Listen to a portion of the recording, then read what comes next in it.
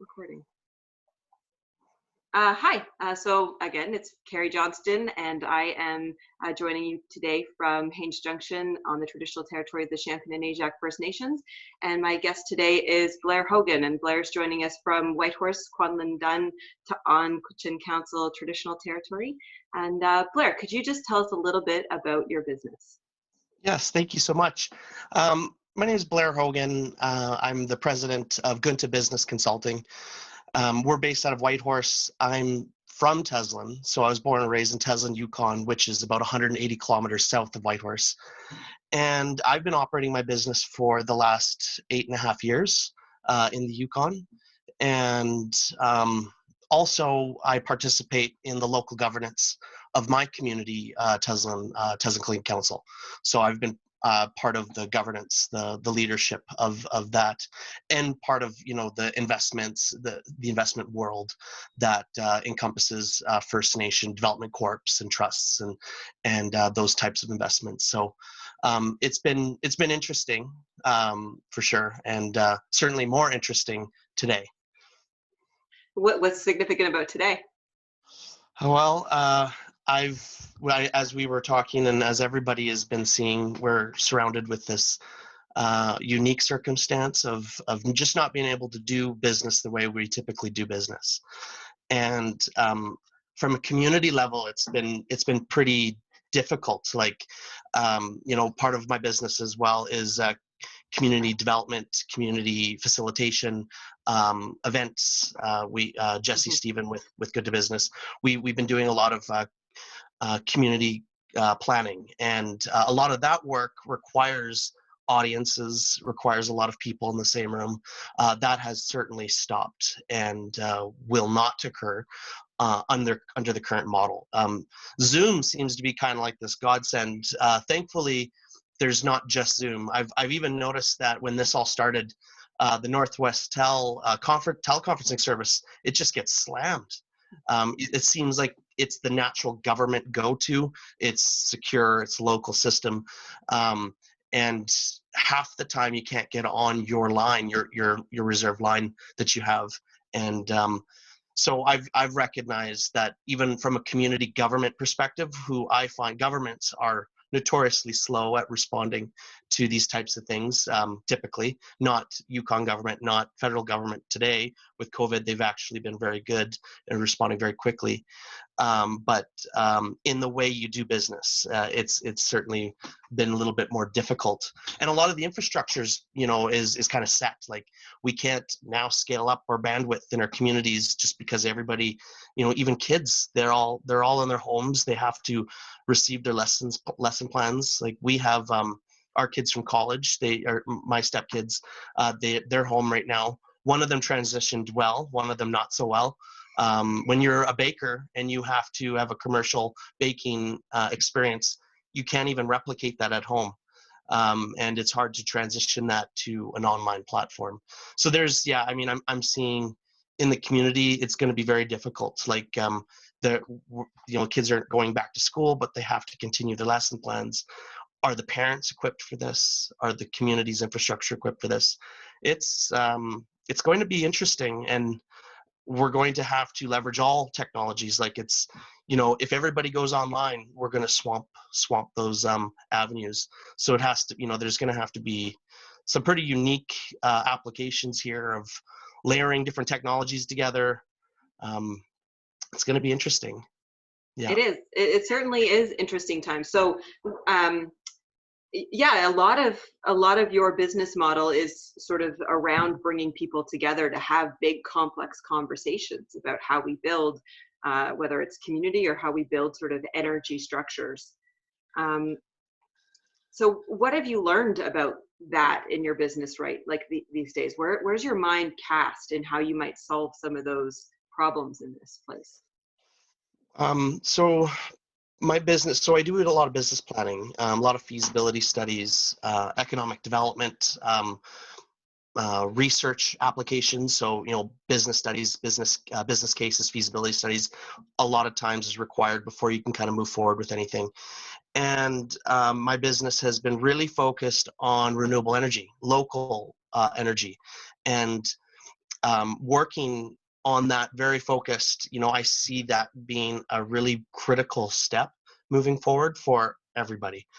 Um, even us on our microcosm, our families, our homes, do we have gardens? Do we have the ability to store colds, without electricity? Are we equipped, with preservation, with jars and drying and, smoking? These are all the traditional things that people used to do. And it was very common to eat salted food, and very common to eat food or smoked food, or food stored in cold cellars underneath your ground.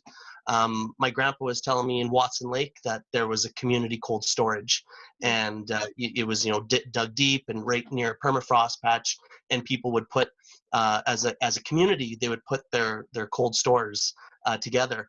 And then he was telling me about the local ice maker, right?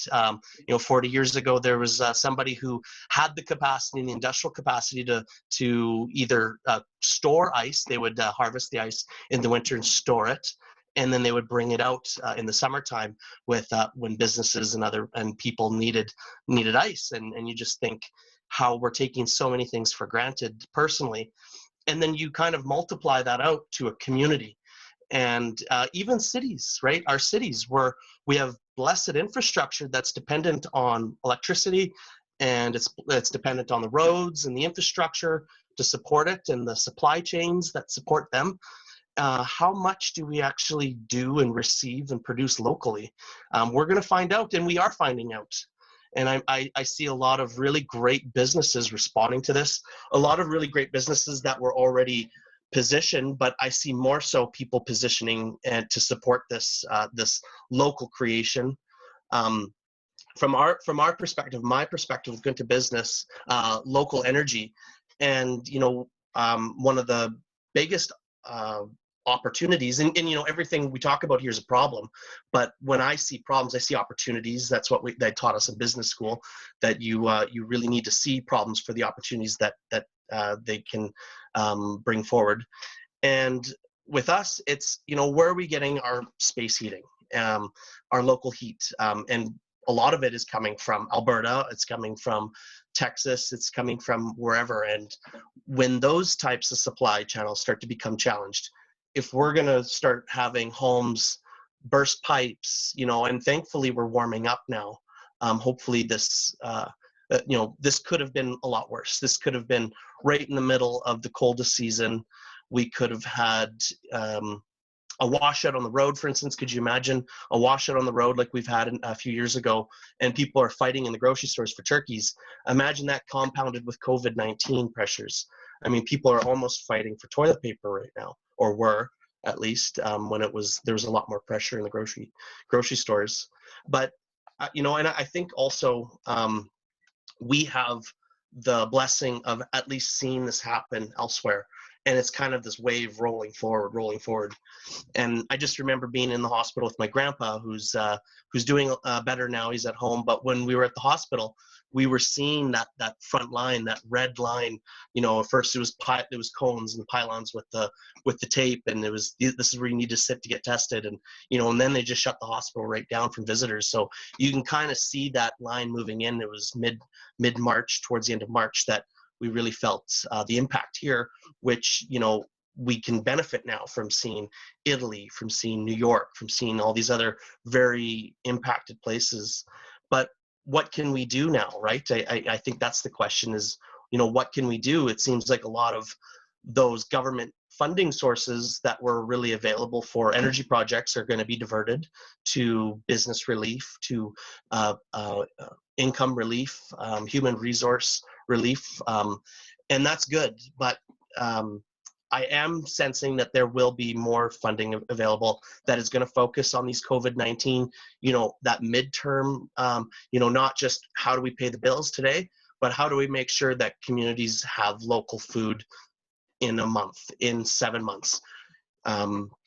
We could be living in a whole new world. We don't even know what the post-COVID-19 summer is going to look like. These things this could become a new norm. It could become a new annual flu. That they were doing some modeling in Ontario and Saskatchewan, and they're looking at what that looks like for the rest of Canada, and that on a best case, mid case scenario, they think about half the population will be eventually affected, impacted by it, at the rate of infection across Canada that we can see. And that's pretty scary, when you think about what you do and your family and who that could impact more than others. And and then when you expand that and think, well, what's going to happen with our food sources? The grocery stores don't have an indefinite stock to draw from. We're going to all have to go back to business, but what is that going to look like? And I think having local foods takes the pressure off. Having the ability to have local energy takes the pressure off. Electricity is really difficult just because it takes so long to get that in place, but we all can become more decentralized, right? We don't have to put so much enormous pressure on the grid.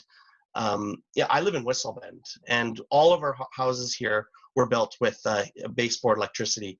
Electricity is the primary heat source.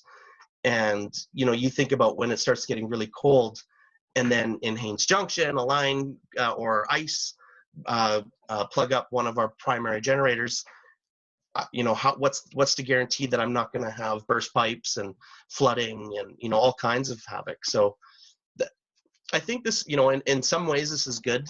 I think it's forcing a lot of people, businesses, government to put more focus on these things that we like to talk about. We like to talk about local energy, local food security, and there is money that's being put there, but truly what has been the adoption? What has been Yukon government's actual adoption of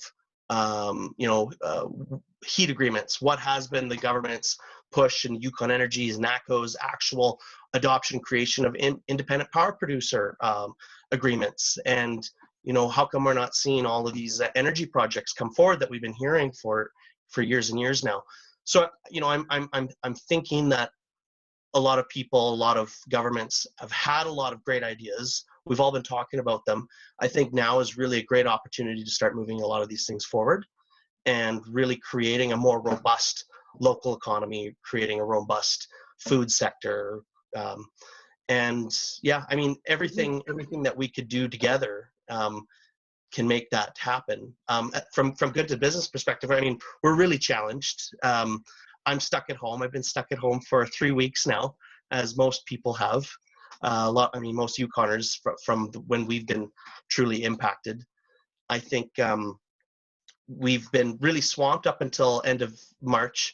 So we're just starting to see what we have to do now internally to kind of renew our own business model.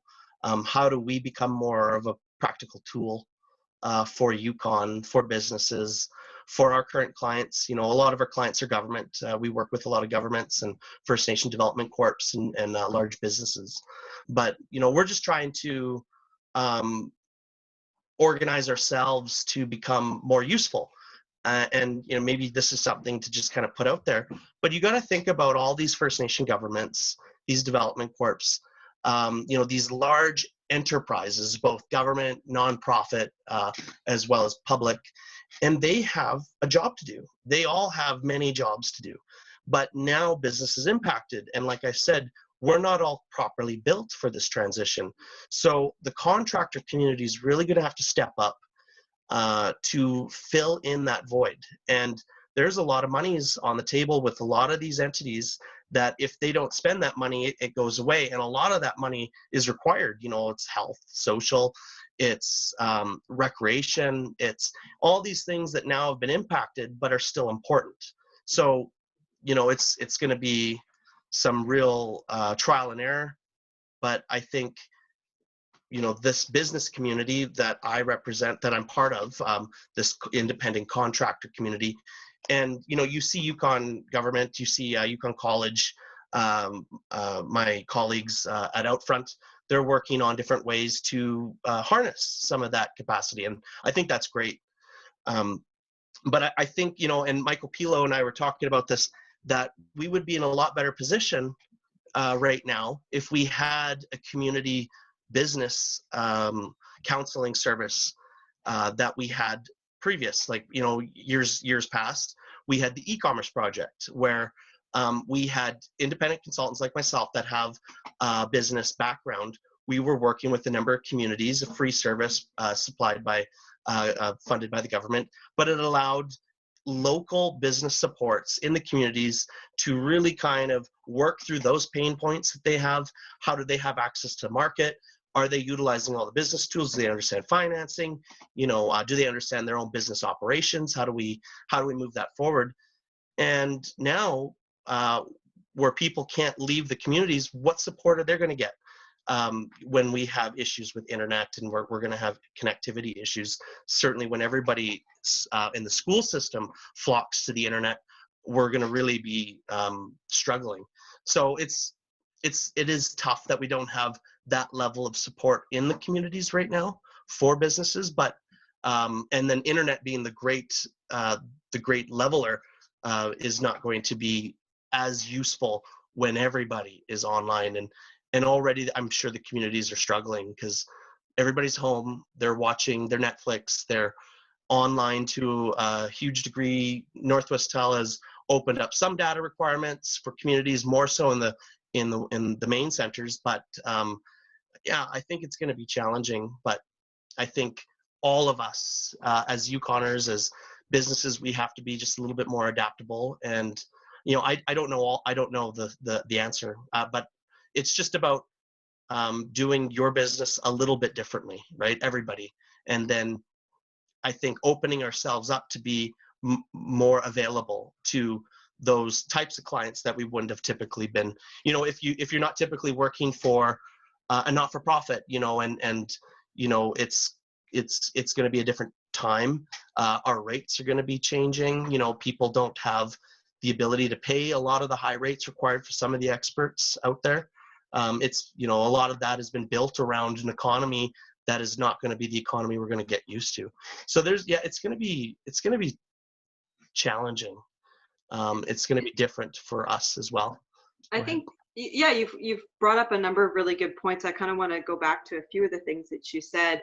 I recall when I was first here in the territory, I was part of some strategic opportunities at Yukon College, and one of the elders there sort of said, you know, here in the territory, we have this benefit of seeing what happens down south first and then watching it roll its way into the territory. And I think we are uniquely positioned right now to be able to see the extent of the pandemic in other jurisdictions and being mindful of how we're sort of changing what we do to be ready for that as and when and if it comes to the territory. So, and then you kind of segued into that and talking about the resourcefulness of Yukoners and talking about the old ice blocks and how there was a lot more self-sufficiency, especially in rural Yukon. And I think, you know, when you bring that in on conversations about energy and food production, and, you know, there's part of my mind that does go towards the draft climate change strategy that the territory had produced, and really that conversation that's in there about building adaptation plans for rural Yukon and Yukon as a whole, and those key concepts of how do we heat our buildings, how do we provide energy for ourselves, how do we feed ourselves. And I think, you know, in this time, there's that opportunity for us to build those shovel-ready projects to kind of do that intellectual work, that work that needs to be done. Somebody coming into your room behind you. And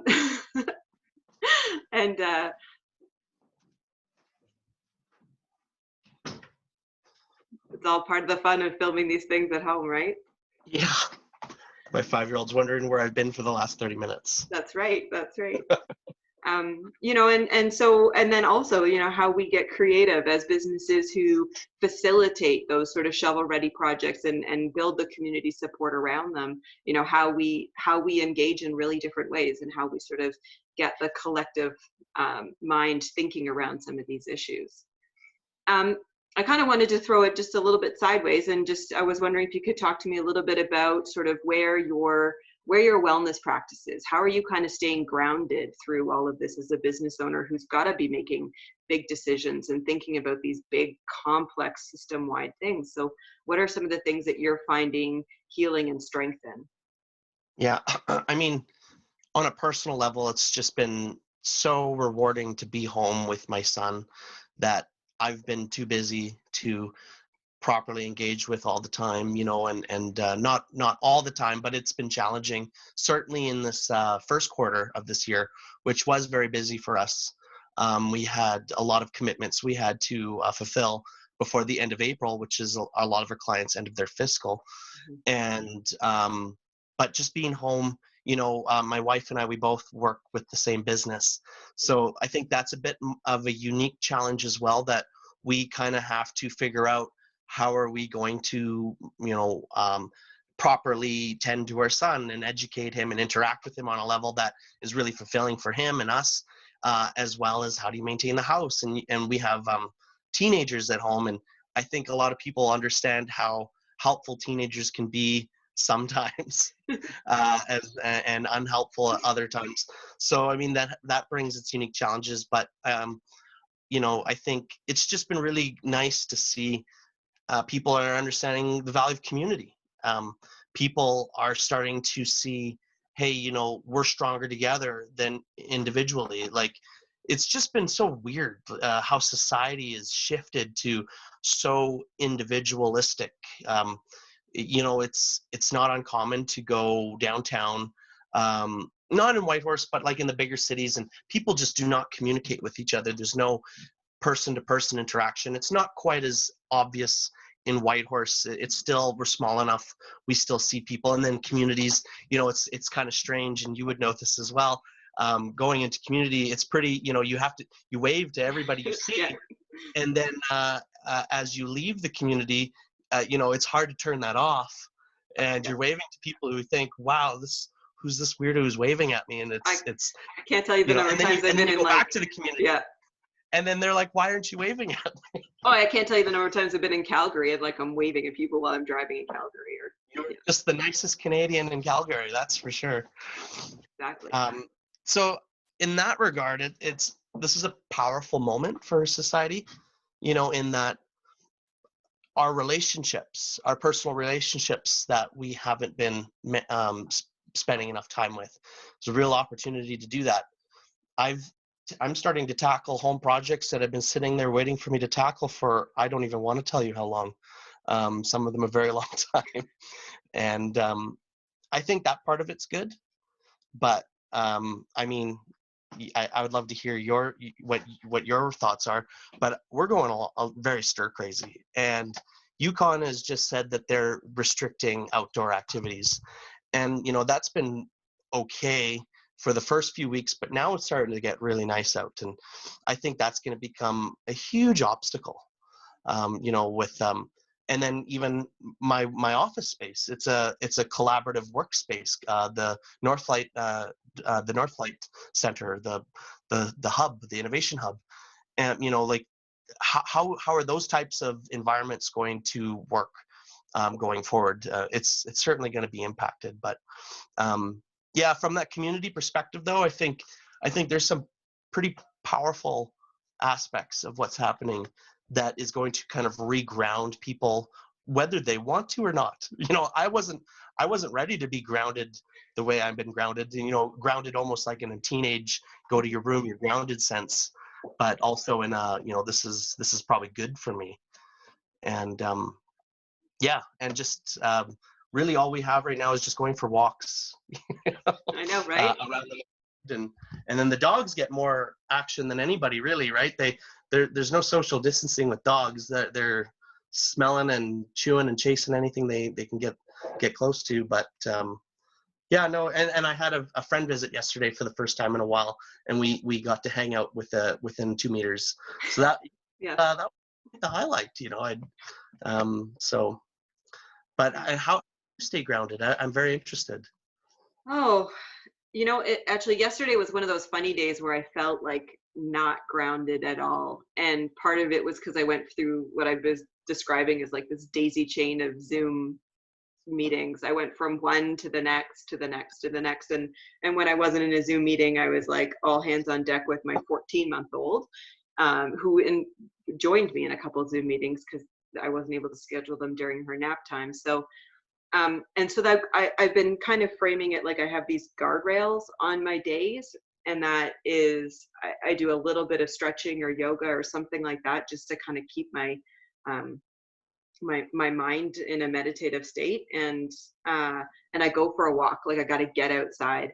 And yesterday was the first day that I had neither of those things. And I felt it. I just felt this like pent up energy in my body that was like, where is this going? And why haven't you released it? Because I was so focused on this screen. And I was mindful of like, you know, whether I'm at home or I was in the office before, I would do that. I would sit in front of my screen and eat lunch, you know, working away at my computer and doing all this stuff, and how damaging that probably has been to my mind and to my body over time. And just for whatever it was, it became really clear to me yesterday. So I guess I've just been trying to frame it in these guardrails. What are the things that I need to do? Drink water, you know, just like what are these like really core values of who I am.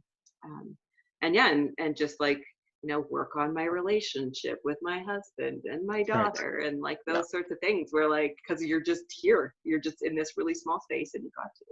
And I think we're really fortunate, you know, I feel very blessed to live here and have so much space and to have the great outdoors so close, so that these walks are a real gift. And I'm grateful for them, because I'm mindful that I have friends who live back in Toronto who don't have the ability to go for these nice long walks in this clean, fresh mountain air. And so I'm very grateful for that.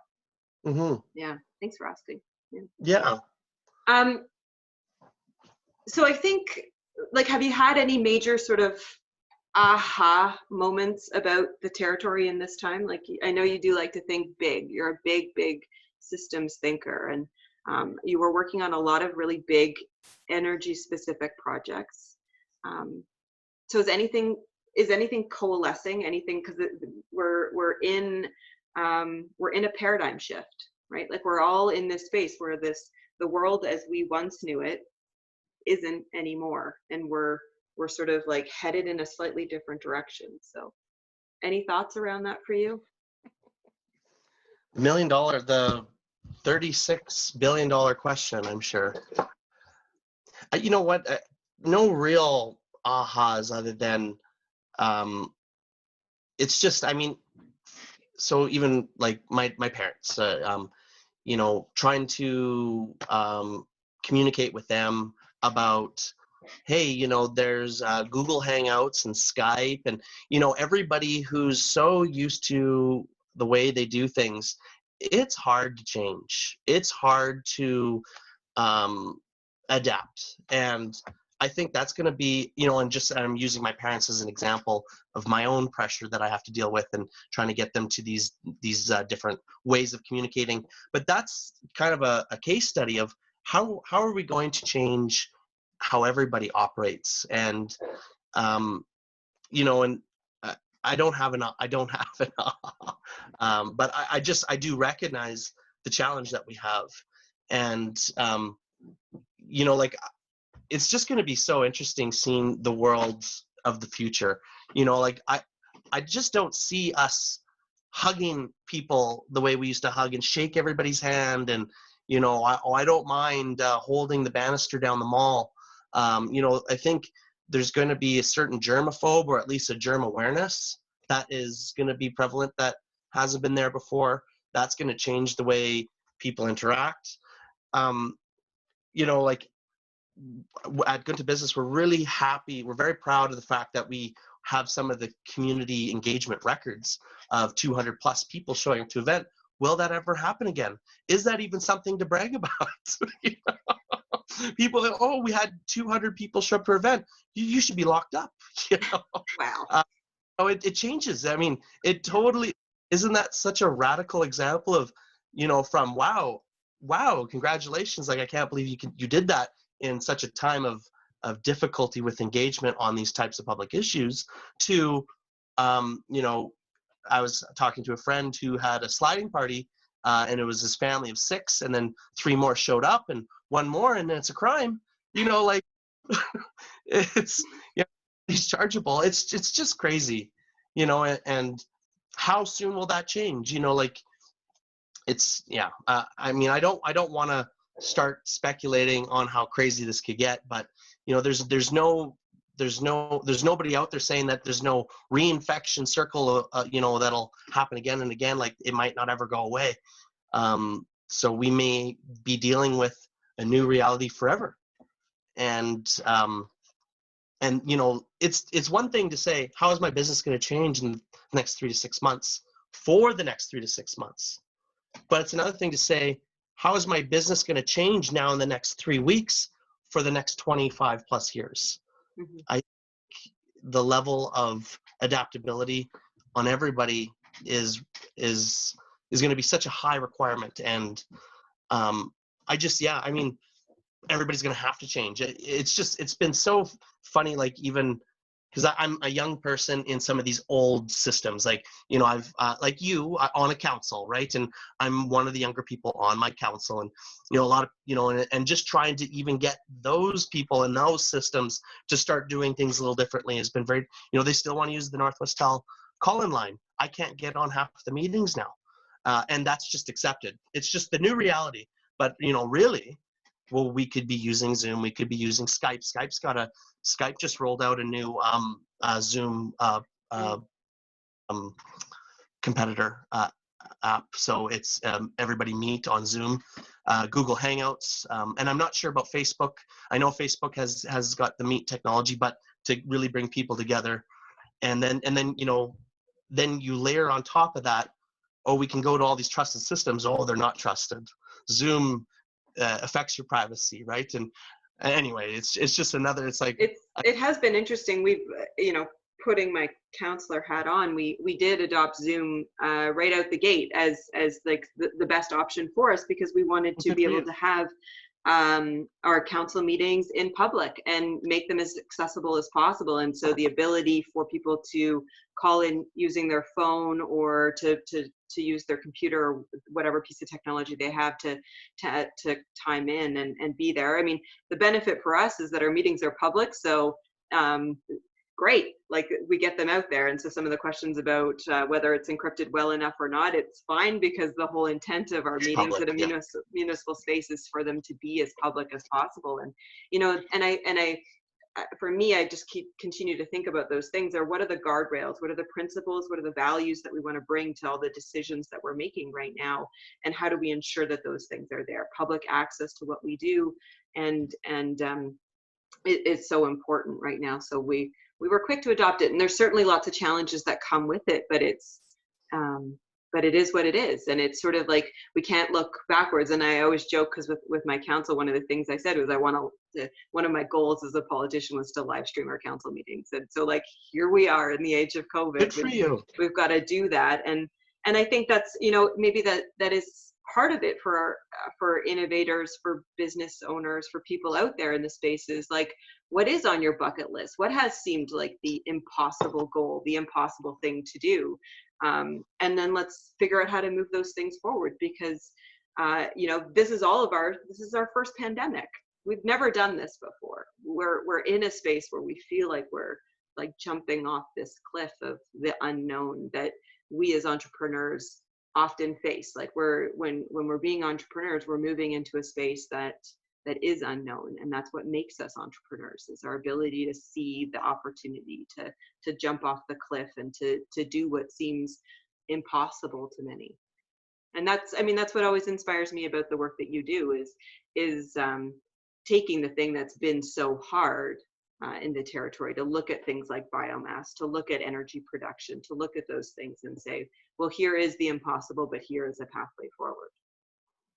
So, I mean, absolutely right. And we are inundated with positive examples to look upon, and it's just people like us to bring these things forward, right? Like a new way of communicating that's very transparent to your council. But it's not just us. This has always been the Yukon, right? Like, and we began this conversation by talking about the resourcefulness of the Yukon. And I think that's like one of the things that I've been thinking a lot lately about Yukon, is like, resourcefulness is the precursor to innovation. And we're so good at being resourceful up here, right? Like we already know how to do so many of these things. Yeah, and nothing like a monumental issue to really engage our resourcefulness is to be innovative, right? You know, and you were asking me kind of what am I reading right now, and I did pull out a book that I've been meaning to get involved with, but it's called Startup Nation, and it's a case study on Israel. Why is Israel so successful on the business side? Like, why is there so many startups? Why are they breaking um, all of the basic understandings of how business success stories roll out? You know, that 3 to 5 years, and that, you know, that lowering success rate of moving a business to fruition. They have huge success, and a lot of it is because they all have a uniform experience, like a lot of citizens that have been born and raised in Israel, and that was that they had to do military service.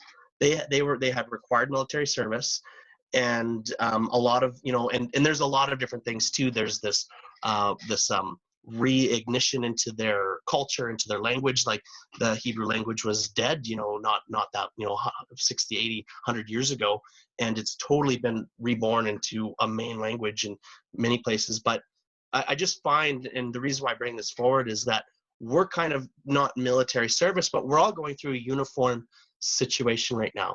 We're going through this massive realignment of reality, this pandemic, and I predict that we're going to have more businesses come alive and prosper, and businesses take necessary steps to address some of the fundamental issues that they've been experiencing, that they've been ignoring, because in profitable times it's just easier to ignore a lot of these issues. So we're going to see a lot of businesses go out of business, and maybe a lot of those, it's important that they did go out of business, but those that really hold on are going to adapt and change. We're going to see some very interesting startups come about that have been talked about for a long time, that maybe the circumstances weren't quite there. But I think across the board, we're going to see a larger than usual uptick in business startups and successful operation.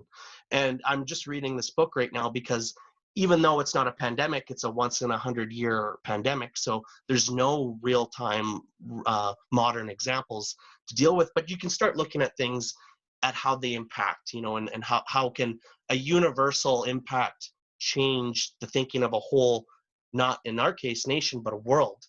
And that is a book that I'm reading right now. That's a great recommendation. I haven't read it, so I'll pick it up. Thanks for this. This has been a broad-reaching conversation, as they always are with you, which is why I love whenever we get together at those public gatherings and we get a chance to sort of meet minds. So thank you for your time today. And thank you so much for inviting me to this. This is great what you're doing. I'm looking forward to all of your interviews. You are really good at this. You're somebody that I certainly feel very able to open up with, and I don't think that's a coincidence. I think you have a very strong skill for this. So I encourage you to keep up this great work, and thank you so much for inviting me. Yeah, thank you. I mean, it's a pleasure to do it, and I think there are so many great thought leaders and so many great innovators and so many resourceful people here in the territory. So it's my pleasure. Thanks. Great. Thank you so much.